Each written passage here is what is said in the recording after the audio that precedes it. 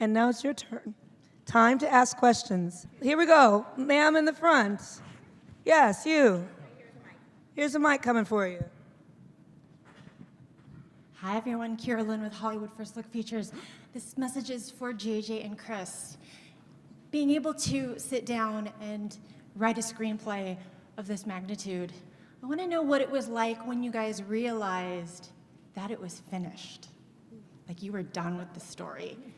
Like, I can only imagine what that would be like. Is it finished? Is it? Is it? Ha-ha.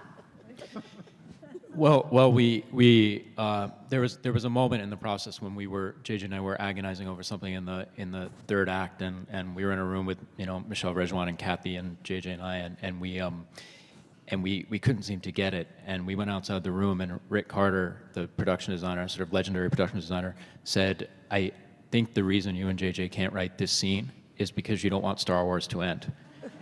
And I looked at JJ and we knew he was right, and then we had to go and write it. And then of course the movie is remade on the set, and remade in editing, and remade in scoring, and remade in all kinds of ways. So we kept rediscovering the story. But I have to say it was, I think both of us mourned the moment when we typed the characters' names for the last time. I mean, the moment of joy you have when you type Lando and type some words underneath Lando is something that is indescribable, but also the moment of sadness and longing when you type it for the last time is memorable. What Chris said. I will only add that when I called Chris about asking if he would be willing to do this, and you screamed because you were such a Star Wars fan, which I had been told. I was such a fan of Chris's, had read a number of his screenplays, and Argo I thought was just so beautifully written, and I needed to have someone writing this with me who would, from the very beginning, remind me of how much Star Wars meant, who hadn't been inside of it before the way I had. And I said to Chris at the very beginning, if you do this, you're going to be with me the whole time to the very end. And Chris, being the humble man that he is, made some self-deprecating joke about how I won't want him around, whatever. And we were together throughout production, throughout post, in the trenches with Michelle, with Kathy, kicking every tire, shaking every tree, doing everything we could to make sure that we were telling the best possible story we could. And I cannot tell you how grateful I am for this gentleman's partnership on this movie. Yeah. Just questions for JJ. Can you tell me about the process of integrating Carrie Fisher into the film, and how you worked towards the story, the footage you had found from The Force Awakens, and what that process is like, even emotionally, for you and everyone involved? Yes, I like everyone here who knew her, loved Carrie, and I knew her for a long time, not very well, but I knew her for a while before Force Awakens, and obviously, as we've discussed, the idea of continuing the story without Leia wasn't a possibility, and there was no way we were going to do a digital Leia. There was no way we were, of course, ever recast it, but we couldn't do it without her. And when we went back to look at the scenes that we hadn't used in Force Awakens, what we realized is we had an opportunity, and we could use that footage, use the lines that she was saying, use literally the lighting. That was amazing. Okay, watch this. The lighting. That was creepy. Hi, Carrie. Yeah. Hi, Carrie. That's so Carrie, by the way, to do that. Yep. Really weird. In any event, we knew that we had an opportunity to use the footage to create scenes that Leia would be in. And of course, had Carrie been around, and it's still impossible for me to believe that she isn't, because we've been editing with her for about a year, and she's been very much alive with us in every scene. And it ended up being, if we had Carrie around, would we have done some different things here and there? Of course we would have.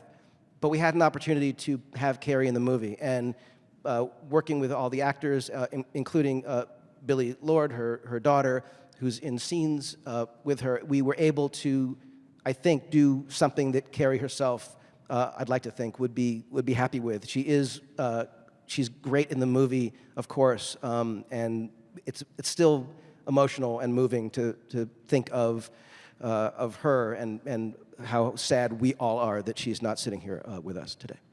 The question was, what do you want your legacy to be? I think in itself to be part of something, like a lot of people in cinema are talking about representation and change and aren't doing it. So I think in itself being part of a team of people that look a little different, that are from different places, like in whatever form that is, gender, race, whatever it is, I think that in itself is a legacy to be proud of.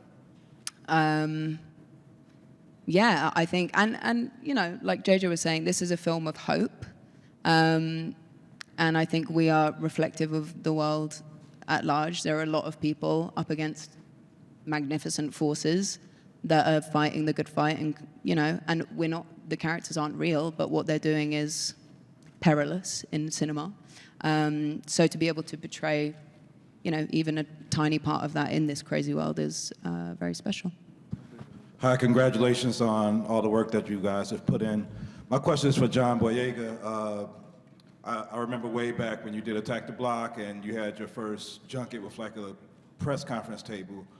Like, how does it feel to have a global audience like love you for this character and Finn and for this production, coming from where you came from as early on in your independent movies? Like, how do you carry yourself now with this global respect and love from the world?